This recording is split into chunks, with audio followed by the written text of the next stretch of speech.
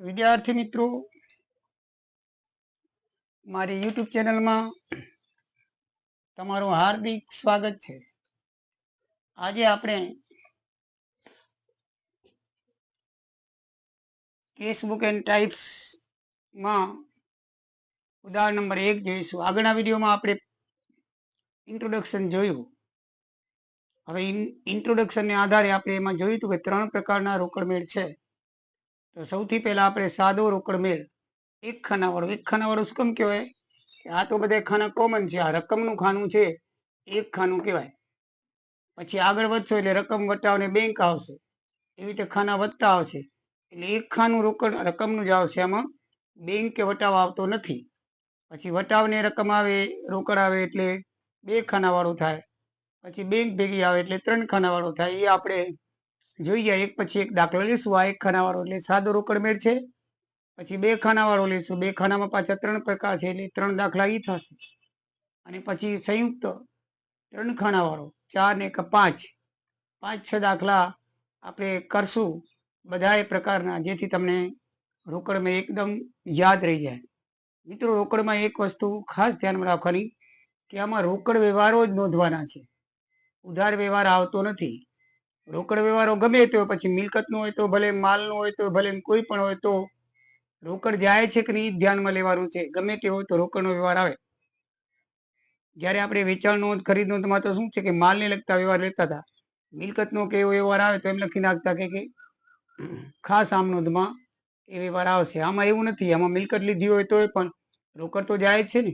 એટલે આમાં રોકડ વેલમાં ફક્ત રોકડ જ ની આવક જાવક લખવાની હોય છે. કોઈ પણ પ્રકારે રોકડ ગઈ હોય કે આવી હોય એ લખવાનું હોય છે. એટલે વ્યવહાર મિલકતનો હોય તોય ભલે, માલનો હોય તો ભલે, અથવા ઇતર કોઈ પણ હોય તોય ભલે, ધર્માદા ખાતે હોય તોય ભલે, બરાબર છે. એટલે એમાં જેની સાથે રોકડ સંકળાયેલી હોય એવા જ વ્યવહારો આની અંદર આવે છે.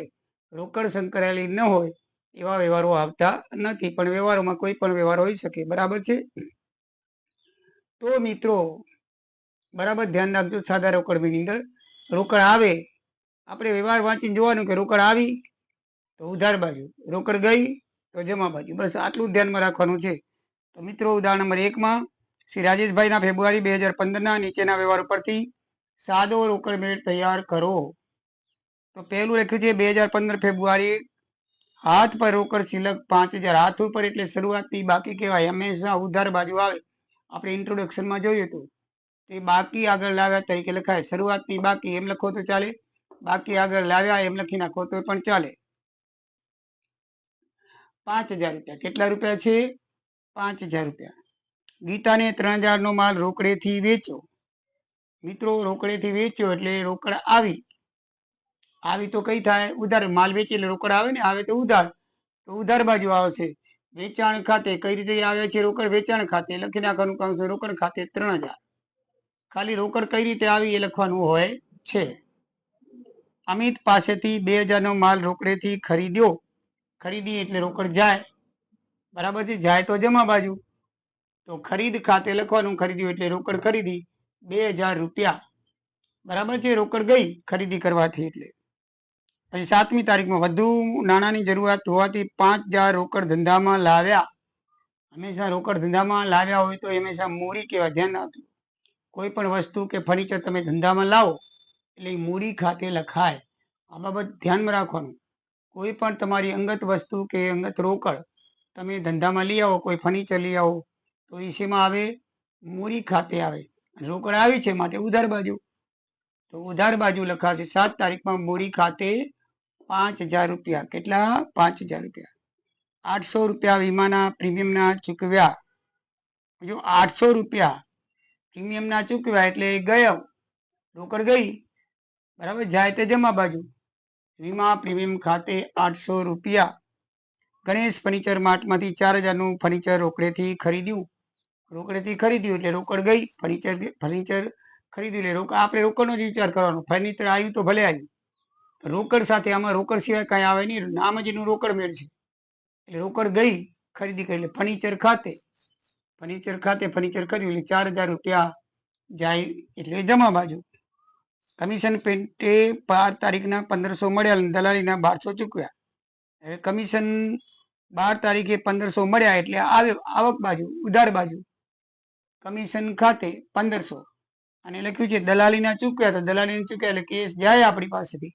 જમા બાજુ 1 તારીખ 12 દલાલી ખાતે 1200 રૂપિયા લખાય. મહેશ પાસેથી લેણા પૈકી 3000 મળ્યા, 3000 રોકડ મળ્યા. કોની પાસેથી મળ્યા? મહેશ ખાતેથી. રોકડ આવી તો ઉધાર બાજુ મહેશ ખાતે 3000 રૂપિયા લખાશે. પગારના 1000 અને લારી ભાડાના 200 ચૂકવ્યા, તો બંને ચૂકવણી છે 16 તારીખના. તો જમા બાજુ આવે પગાર ખાતે 1000 રૂપિયા, લારી ભાડા ખાતે 200 રૂપિયા, 16 અને 16 તારીખ. બરાબર, એક જ વ્યવહાર, એક જ દિવસના બે વ્યવહાર છે એટલે અલગ અલગ લખાશે. પગાર ખાતે 1000 અને લારી ભાડા ખાતે 200 રોકડ ગઈ છે એટલા માટે. પ્રકૃતિને જૂના હિસાબ પેટે 3000 ચૂકવી આપ્યા એટલે આપણી પાસેથી રોકડા ગયા, પ્રકૃતિ માંગતી હશે તો આપણે એને દીધા. રોકડ જાય તો જમા બાજુ પ્રકૃતિ ખાતે 3000 શું લખાશે? પ્રકૃતિ ખાતે. જે બાબતે રોકડ ગઈ હોય એ બાબતનું નામ લખવાનું. ખરીદી તો ખરીદી, વેચાણ તો વેચાણ, ફર્નિચર તો ફર્નિચર, અને જેટલી રોકડ ગઈ હોય જમા બાજુ આવ્યો તે ઉધાર બાજુ. સિમ્પલ છે એકદમ.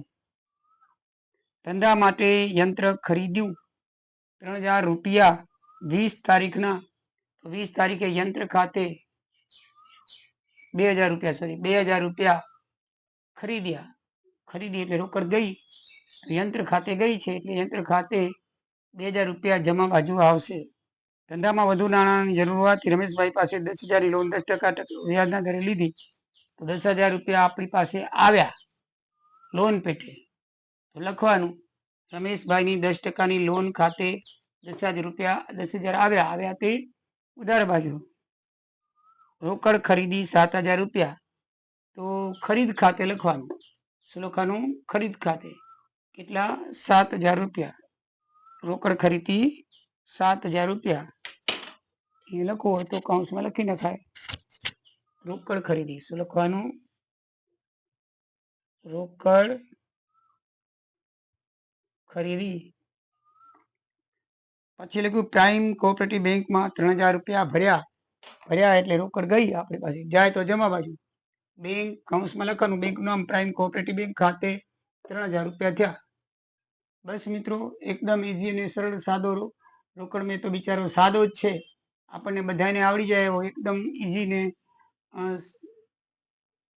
સરળ મજાનો. બરાબર ને? એટલે આમાં કાંઈ સમજવા જેવું તો ખાસ છે નહીં. તમે હવે બહુ મોટા થયા, 11મા ધોરણમાં આવ્યા એટલે હવે તમને બધી ખબર પડી જતી હશે. કારણ કે આમ તો તમારા માટે વિષય નવો છે, પણ આમ સમજાઈ જાય એવો છે. એકાઉન્ટ એકદમ ઈઝી છે. તમે જો 11મા 12મામાં બરાબર ધ્યાન દેશો, 11મામાં ધ્યાન દીધેલું હશે તો 12માં વધારે ખબર પડશે, અને 12મામાં જો ધ્યાન દીધેલું હશે તો જ FISYT ખબર પડશે. કારણ કે મૂળ પાયો 11-12 છે. 11-12માં જો ધ્યાન નહીં દીધેલું હોય તો FISYમાં તો એ પાયા ઉપર જ બધા પ્રકરણો છે, પછી ફરીથી કોઈ નહીં શીખવાડે. એટલે બરાબર ધ્યાન દીજો. 11 અને 12, 11મો પાયો પાકો હશે તો 12 તમને બરાબર આવડી જશે, અને 11-12 પાકો હશે તો પછી FISYT કરવું હોય તો કોઈ વાંધો આવશે નહીં. એટલે મૂળ પાયો છે એકાઉન્ટ તમારા માટે. આ નવો વિષય આ ધોરણથી શરૂ થાય છે એટલે બરાબર ધ્યાનથી સમજજો અને ધ્યાનથી દાખલા સમજાવું. એવા દાખલાઓની સ્વાધ્યાયમાં હોય પ્રેક્ટિસ કરજો. ના આવડે તો કોમેન્ટ કરો કે સ્વાધ્યાયનો દાખલો આ મને આવડતો નથી, તો હું જરૂરથી તમને વિડીયો બનાવી મોકલાવી દઈશ. પણ તમારે ગણવા પડે, પ્રેક્ટિસ કરતા રહેવાનું. રોજ 1-2 દાખલા ગણવાનો, વધારે નહીં તો એક પ્રકરણનો એક દાખલો ગણો, પછી પરીક્ષા ટાણે કોઈ તમારે તૈયારી નહીં કરવી પડે. બરાબર છે? તો મિત્રો, આપણે સમજી ગયા હતા કે પહેલા ઉધાર બાજુનો સરવાળો કરવાનો. તો ઉધાર બાજુનો સરવાળો કરી તો 27,500 આવે, અને જમા બાજુનો સરવાળો કરશું તો 3, 7, 10 ને 12 ને 15, 15 ને 1, 16, 17, 4, 21 ને 2, 23, 23 ને 1, 24, 24,200 જેવો થાય. બરાબર છે? તો 24,200 તમે બાદ કરો, 27,500, 3300 રૂપિયા ખૂટશે અહીંયા. બરાબર છે? 3300 રૂપિયા ખૂટે તો એ 27,500 આવ્યા છે, તો 27,500માંથી એટલા બાદ કરીએ તો 3300 રૂપિયા ખૂટે, એને બાકી આગળ લઈ ગયા કહેવાય, અને એ આખરની સિલક કહેવાય. આ બધા વ્યવહારો કરતા આપણી પાસે 3300 રૂપિયા વધ્યા. ઘણી વખત દાખલામાં એમ કે આખરની સિલક શોધો, તો આ 3300 રૂપિયા આગળ એ પછી દાખલો પૂરો થઈ જાય ને એટલે કુલનું ટોટલ મારી નીચે 1 લીટર દોરીને પાછી જે મહિનાનું હોય ને એ મહિના પછીનો જે મહિનો આવતો એની પહેલી તારીખે લખવાની.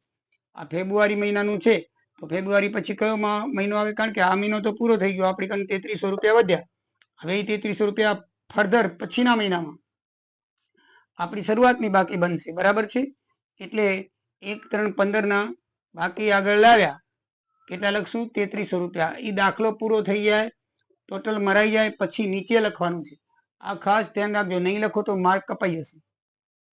કારણ કે આપણને આખરની સિલક શોધવાની છે ને આખરની સિલક અહીંયા થઈ. આ બાકી આગળ લાવ્યા એ આખરની સિલક 3300 રૂપિયા થાય.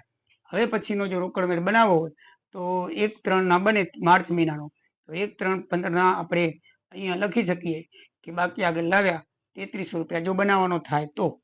બરાબર? એટલે આ રીતે બરાબર ધ્યાન રાખજો. બરાબર મિત્રો?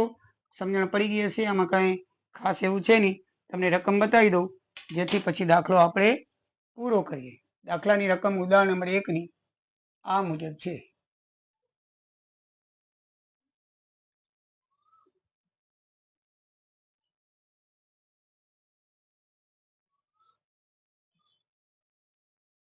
રાજેશભાઈના ફેબ્રુઆરી 2015 નીચેના વાર પછી રોકડ મેળ તૈયાર કરો.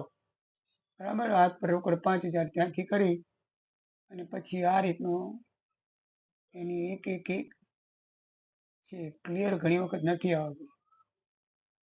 રકમ નાખો તો ડબલ વિડીયો કરવો પડે. પંચાયતો છે. બરાબર છે?